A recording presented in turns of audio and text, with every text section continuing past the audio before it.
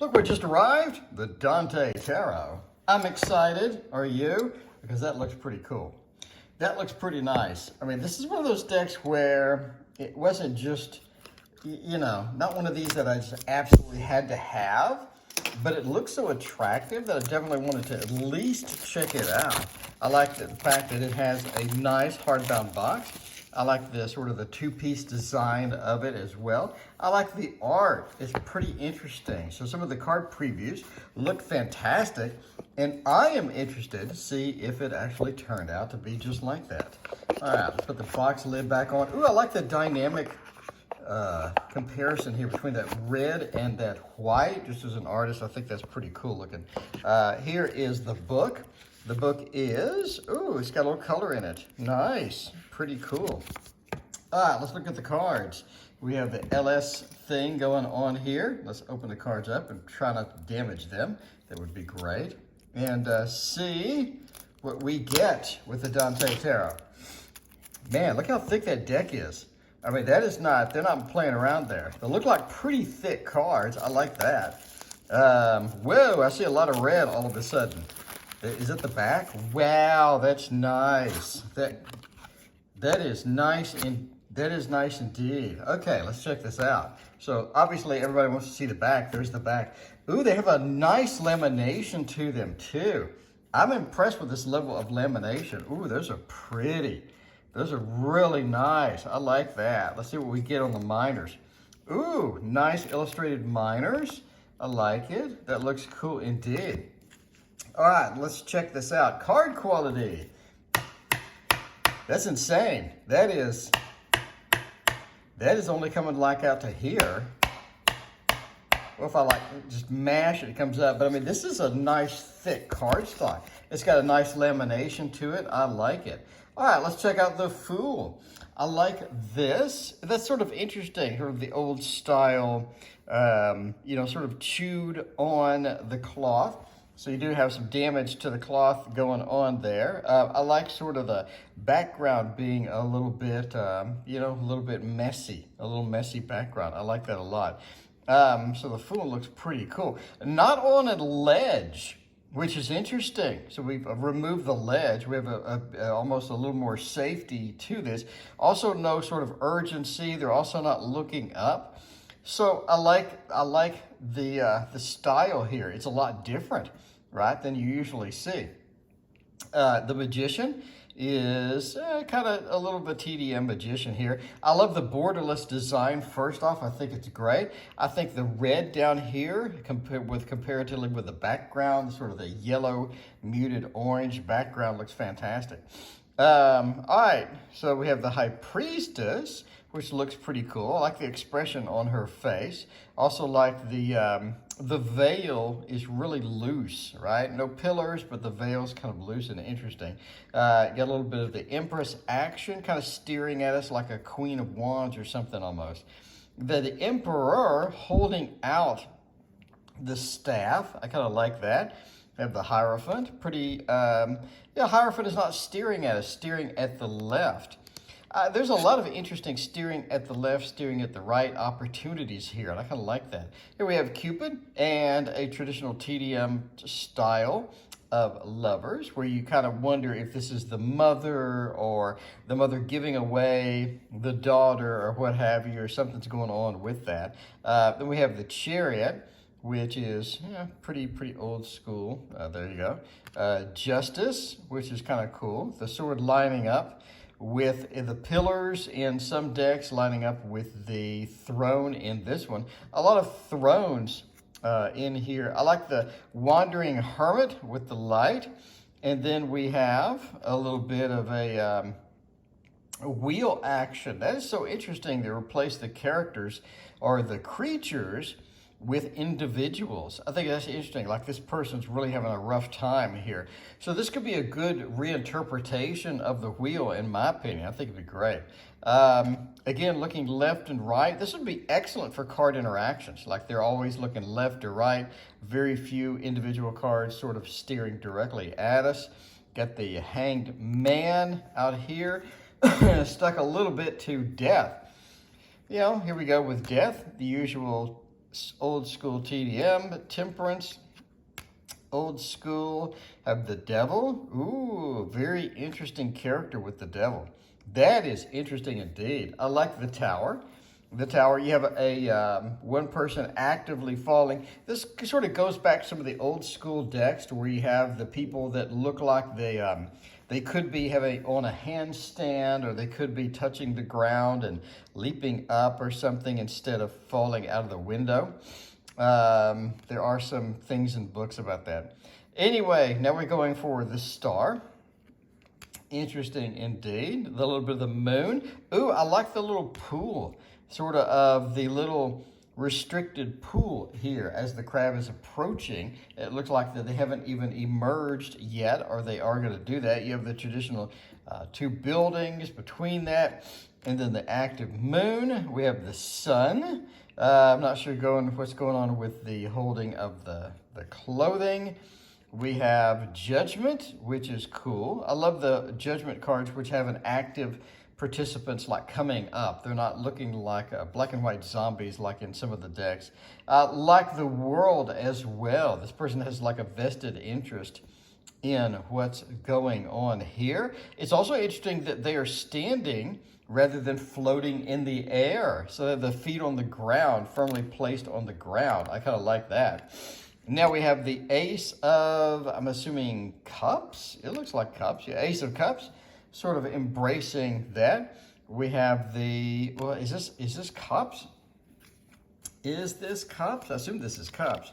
We have cups, we have pentacles, we have obvious wands, and obvious swords. Okay, a weird interpretation of the two of cups. That is really weird. I mean, that is the love.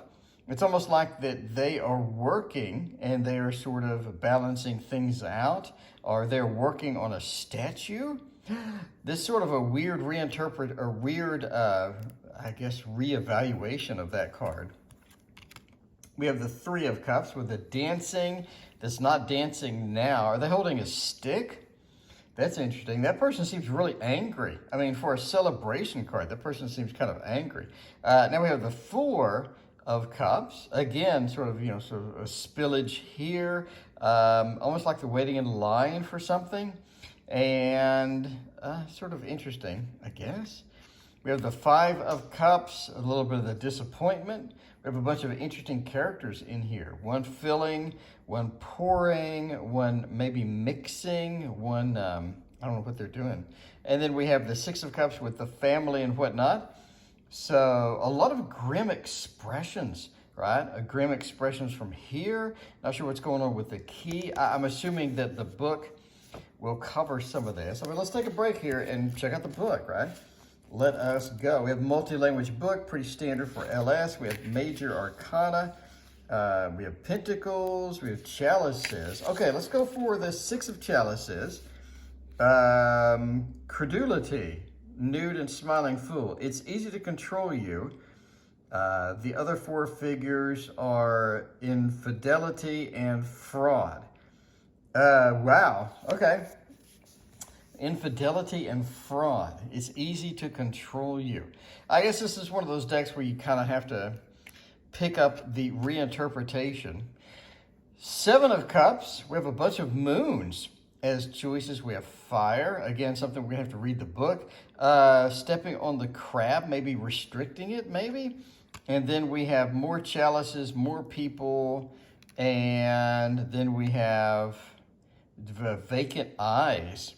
Almost in some of this, so dumping this here, and then we have the 10, which traditionally happy home, happy family, which you have a sort of a guess that going on there. We have people supporting them, people bringing in the chalices and whatnot.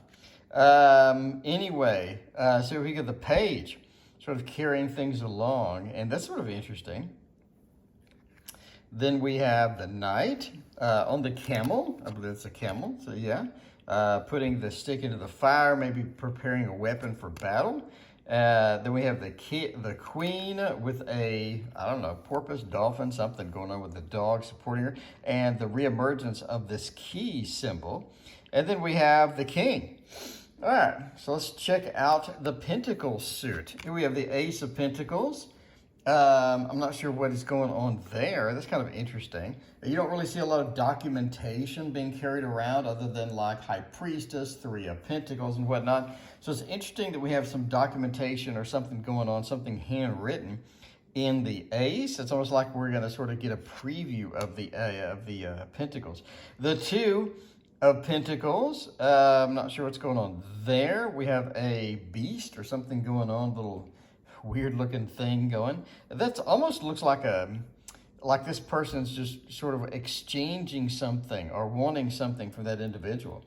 Then we have the Three. We have the Three of Pentacles. Maybe the person's working, they're prepping things up. Meanwhile, maybe these people are fighting over it. This is going to be another one where you kind of have to, Three of Pentacles, quarrels, two figures that left, legal actions, domestic dissension, okay? Obviously, this is going to be reinterpreted from the traditional Rider-Waite-Smith, but this is interesting, very interesting.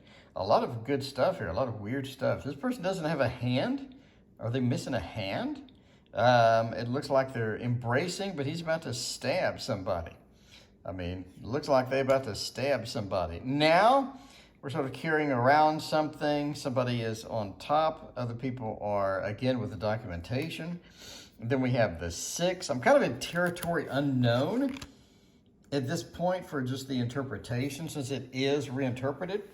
I do think it looks great. I do think the reinterpretations are, at least they're documented. So I think this is kind of cool. I think this could very much be used as a day-to-day thing. I just have to look these things up, right? Hasty marriage. We have news in the Five. We have disloyal friends, quarrels. We have lies, marriage. Okay. So let's go with this. So 6 is hasty marriage. So we have a connection, again, holding this stuff going. The 7 is lies. So we have lies and, sort of anger, things happening with this. 8 is marriage. Man, that's a grim looking marriage, bro. That is a grim looking marriage, if that's a marriage. And then we have impetus. Wings, blinded eyes, and sword. Okay. Impetus, apparently pointing to this person. 10 is money. And then you have money going on there.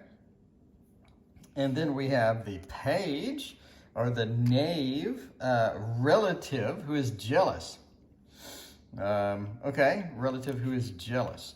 Then we have the, let's see. Sorry, I'm gonna have to go along with the book. The reinterpretation, I gotta wing it. Knight is a patient man. There we go, a patient man. And then the queen is a vain woman. Okay. You have the cards, a vain woman. Okay. And the king is a stubborn man. A little bit of a donkey going on here. Maybe a cat there with something through his head. And then we have a rhino in the background and a snake. Stubborn man who is also lively and vindictive. Bites their finger. A lion struck by a dart. Okay. Dangerous. Reed and snake when he loses his temper. All right, let's go for wands. Ace of wands is wealth. Okay, so there you go, wealth. We have everything that we need. Disappointments are humiliation in the 2 of wands. We have there will be more than one marriage. Huh? Okay, so this one interpretation is there will be more than one marriage, perhaps after a long commitment with the hourglass. And then we have carefulness or cautiousness here. So I'm not sure what they're dropping. That doesn't look too careful to me, but sure, why not? 5, we have marriage again. We have more marriage, a lot of marriage in this deck. And 6, we have favorable business or business transactions that were good. 7, we have luck. So having good luck with that. And then greed is 8. Greed is 8, trying to hold on to everything. I guess with the mask and whatnot. Anyway, 9 is persistence, quarrels, and disagreements. So it looks like a little bit of a 5 of wands instead of a 9 of wands, but we can roll with it. The 10 is unexpected luck. So here you have sort of finding something. You're like, whoa, we got money. Very nice. Ooh, interesting. Sort of like almost a demonic figure in there. And we have a tree up on the hill. For the the knave, we have a sincere friend. So they're holding the heart within their hand. And the knight, we have help, which is a godsend. So we got some good help, some good news coming in. The queen is a kind woman. Okay, I guess a kind woman lights the wands on fire. I mean, when I see a kind woman, I see a wand lit on fire. The king is an honest man. Sure, okay, honest man. Sounds good. Ace of swords is misfortune. And the expression on their face does kind of point to misfortune indeed. We have 2 is change, departure. Somebody stuck a shell to their back. Ha ha. Look at this. Somebody stuck a shell to your back, bro. So change and departure. I don't know what that is. Is that hair? What is that? I don't know what that is. Departure, shell, loss of a home, home in ruins. Okay. And you have the separation in here too. 3 is a trip, unlucky in love. Having a trip or being unlucky in love. I see neither one of those in that picture. 4 is small misfortunes. That's kind of rough to call your kids small misfortunes. I'm just saying. Luck is 5. So we have good luck. A lot of luck, a lot of marriage. Steadfastness is 6. Only steadfastness. Quarrels are back. It is a 7 of swords and a lot of quarreling. 8 means pay attention. Okay? Pay attention to everything that you do. False friends could prove to be rivals too because of the masks. Sicknesses, diseases, every kind of misfortune. Oh my. That's not the card that you want in life. Like, this is not the card that you want to pull. Like, I want a 1-card reading.